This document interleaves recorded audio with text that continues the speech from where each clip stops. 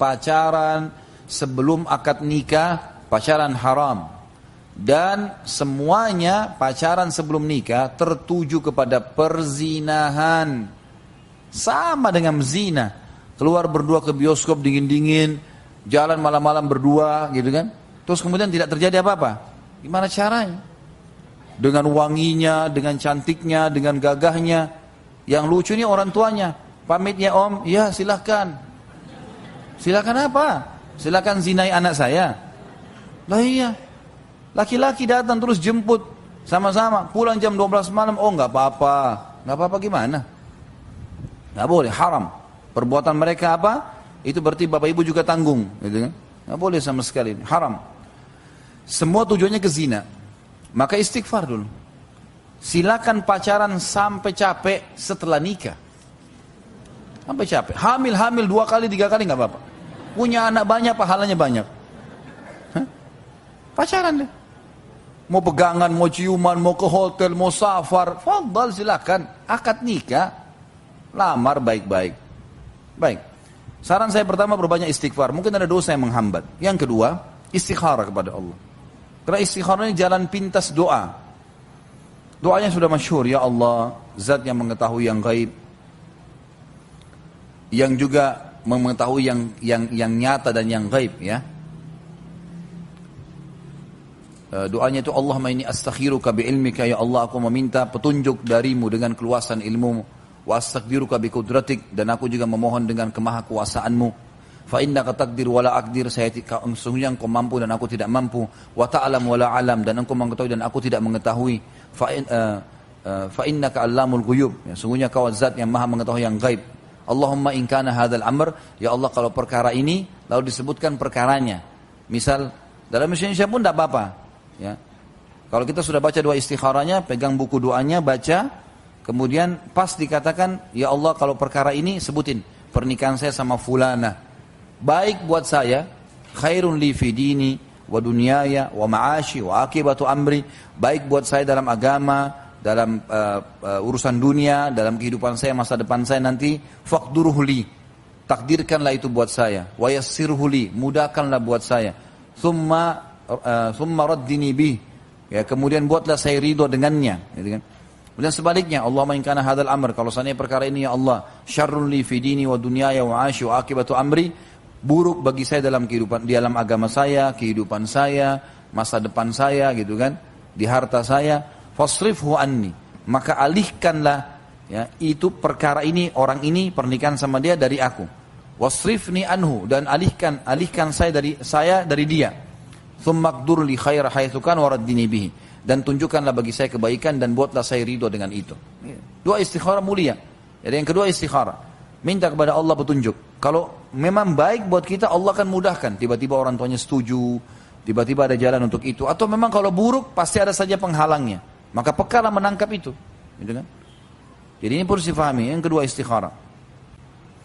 Yang ketiga, yang harus dilakukan tentunya adalah ikhtiar-ikhtiar manusiawi. Cari sebab-sebab kenapa orang tuanya tidak setuju. Lalu kemudian mulai kita perbaiki dari sebab-sebab itu. Misal dia mempermasalahkan masalah ekonomi. Baik, kita coba pahami seperti apa sih targetnya orang tuanya, ekonomi seperti apa. Mungkin jenis kerjaan, mungkin pendapatan sekian, mungkin. Maka kita coba lakukan itu. Coba berusaha mendapatkan pendapatan itu. Kalau tidak, kita memberikan gambaran kepada ayahnya si wanita, saya akan melakukan apa yang bapak mau misalnya. Kalau pekerjaan punya pendapatan sekian, insya Allah saya akan usahakan. Dan program saya 1, 2, 3, 4, 5 misalnya. Contoh, kalau masalah tidak jelas, karena keluarga misalnya, jelaskan. Keluarga saya tinggal di sini, saya dari sini. Keluarga ini juga baik-baik. Mungkin ada keluarga kita yang bisa kita andalkan, baik, terkenal. Ini keluarga saya juga, dan seterusnya kita bahasakan. Insya Allah kalau dimulai, tapi ingat ya, yang pertama tadi, istighfar dan perbanyak doa, istighfar kepada Allah dari dosa-dosa. Kemudian istikharah artinya berdoa kepada Allah. Lalu kemudian ikhtiar yang ketiga, manusiawi. Pergi ikhtiar. Ditolak pertama masih bisa datang kedua kali. Enggak masalah, bukan aib. Sampai 2, 3 kali kita selama wanita itu masih belum dinikahi oleh orang lain, maka tidak ada masalah kita memintanya. Mungkin kita menggunakan retorika yang lain pada saat yang kedua kali datang, mengajak orang yang ketiga yang mungkin bisa didengar oleh calon mertua dan seterusnya. Insya Allah mudah-mudahan dengan cara ini akan ada petunjuk ya. Kalau juga sudah semua dilakukan tetap tidak bisa, berarti itu tidak baik. Minta sama Allah ya, agar Allah SWT berikan yang terbaik insya Allah. Ibu-ibu sekalian, dosa yang dilakukan oleh seseorang, hukuman yang datang dari dosa itu lebih berat daripada apa yang dia lakukan. Saya kasih contoh gini. Kalau ada orang mencuri 10.000 rupiah, rupiah, apakah hukumannya nanti dari Allah ukurannya seperti 10.000 rupiah? Jawabannya tidak. Dia bisa sakit, masuk rumah sakit, mengeluarkan biaya 1 juta gara-gara mencuri 10.000. Kalau orang faham poin ini, dia tidak membuka pintu dosa, karena dosa nikmatnya cuma saat itu saja, tapi konsekuensinya panjang. Contoh yang lain, kalau ada orang yang minum segelas racun, cukupkah segelas racun itu diobatin dengan segelas susu? Gak mungkin. Bisa 1000 gelas susu baru bersihin 1 gelas racun. Seperti itu konsekuensinya ya. Jadi jangan sampai dianggap remeh. Sebab saya temukan ada orang-orang banyak kasus-kasus rumah tangga yang konsultasi dengan saya, dan saya lihat dengan mata kepala, mereka begitu. Ibu-ibunya belum pakai jilbab kecuali nanti umur 30 tahun, 40 tahun. Anak perempuannya pun sama. Dia pakai jilbab, anaknya enggak, telanjangan di sana sini. Karena dia anggap dia dulu pakai jilbab umur 30, anaknya juga enggak apa-apa. Baik, kalau anak Anda meninggal umur 20 tahun, siapa yang bertanggung jawab? Si orang tua. Itu amanah. Jangan kebobrokan dan kesalahan kita dalam masalah agama dibawa kepada keturunan kita ya. Itu kekeliruan, enggak boleh. Jangan juga pernah mengukur kemampuan anak kita sesuai dengan kemampuan kita. Misal kita masukin di sekolah nih, hafal Quran 1 tahun 5 juz. Lalu kita sendiri mungkin mengaji aja masih susah, mengkhatam Quran aja setahun sekali masih susah. Lalu kita tarik ya, kapasitas kita itu kepada anak-anak. Kesian berat 5 juz, padahal sebenarnya ringan buat dia, buat kita berat. Jangan ditarik itu kepada anak-anak, biarin dia hafal Quran. Jadi bukan berarti karena kita tidak mampu, kita punya kesalahan agama sebelumnya, diwariskan ke anak keturunan, ini nggak boleh. Kesalahan yang fatal ini, gitu kan? Harus diperbaikin. Sederhana tapi efeknya besar. Bedakan dengan menikah, ibu-ibu sekalian. Menikah dalam Islam, pada saat dia menikah cuma didatangkan walinya wanita, 2 saksi mahar. Dan kata Nabi SAW, aktsaruhunna baraka, akalluhunna mahra. Wanita yang paling banyak berkahnya dalam pernikahan yang paling sederhana maharnya. Makin sederhana diletakkan di depan dia pada saat akad nikah. Ini mahar ya. Mahar ini syarat untuk sahnya pernikahan. Bukan kita bicara saling bantu untuk biaya ongkos pernikahan, itu lain. Ini sesuatu yang ditaruh di situ. Kayak di Indonesia sudah bagus perangkat sholat dan seterusnya. Dengan kalimat akad, si wali mengatakan saya nikahkan kamu sama anak saya si fulana binti fulan dengan mas kawin ini. Si laki-laki bilang saya terima, sah pernikahannya. Tidak ada yang tidak tahu rahasia umum malam pertama mereka berhubungan biologis. Pada saat istrinya hamil, apa yang terjadi? Dua-duanya senang, keluarganya senang, namanya harum di masyarakat, dan anak yang lahir jelas statusnya. Perhatikan beda antara zina sama nikah. Dia bisa berhubungan biologis dengan tenang, milih waktu, milih tempat, nggak ada yang curiga, jalan sama-sama orang tahu istrinya, oh suaminya, nggak ada masalah. Lalu kenapa ada orang milih jalur ini nih? Yang anehnya banyak sekali muslimah yang tidak sadar masalah ini. Saya pernah temukan, subhanallah, ya mudah-mudahan Allah berikan hidayah dan mudah-mudahan juga Allah bisa mengubah kalau ada yang seperti ini. Dia berkata kepada anaknya, kepada keluarganya, sampai saya ditanya untuk hukumnya seperti apa nih? Nggak apa-apa deh, anak saya pacaran di rumah saya. Daripada nanti dia di luar saya nggak tahu sama siapa. Jadi pacarnya datang ke rumah, subhanallah, masuk sama-sama di ruang tamu, duduk berdua di belakang di taman, masuk dalam kamar, nggak apa-apa. Loh subhanallah ini. Terus yang tanggung dosanya siapa? Ya ibunya, ayahnya. Kok bisa? Sama saja antara anak kita berzina dengan pacarnya di rumah, dengan orang lain yang kita datangkan suruh berzina di rumah, sama persis. Bedanya cuma ini statusnya anak. Apakah rumah kita bisa dapat berkah kalau begitu? Dia kalau berzina Kemudian kita anggap, oh nggak apa-apa. Bagaimana kalau dia putus dengan pacarnya, nggak jadi nikah? Bagaimana kalau dia hamil di luar nikah, ditinggalin oleh laki-laki tersebut? Ini belum kita bicara efek dosa ya. Ini baru efek sosialnya. Udah kacau balau. Bisa seorang anak muda yang ada di Irak terkenal dengan kesalehannya. Orang ini dalam kisah yang sedang saya baca, saya tidak temukan namanya. Tapi kita ambil ibrah, pelajaran. Orang ini saking kekuatan hubungannya dengan Allah luar biasa. Kalau azan langsung ke masjid on time, tidak pernah ketinggalan saf pertama. Dari pakaiannya sudah penampilannya sangat dekat dengan Allah. Kalau ngomongnya selalu cuma ayat Al-Quran, nasihat, hadis Nabi SAW. Hidupnya sehari-hari begitu. Kalau bekerja mencari yang halal, pokoknya sudah di jalan Allah SWT.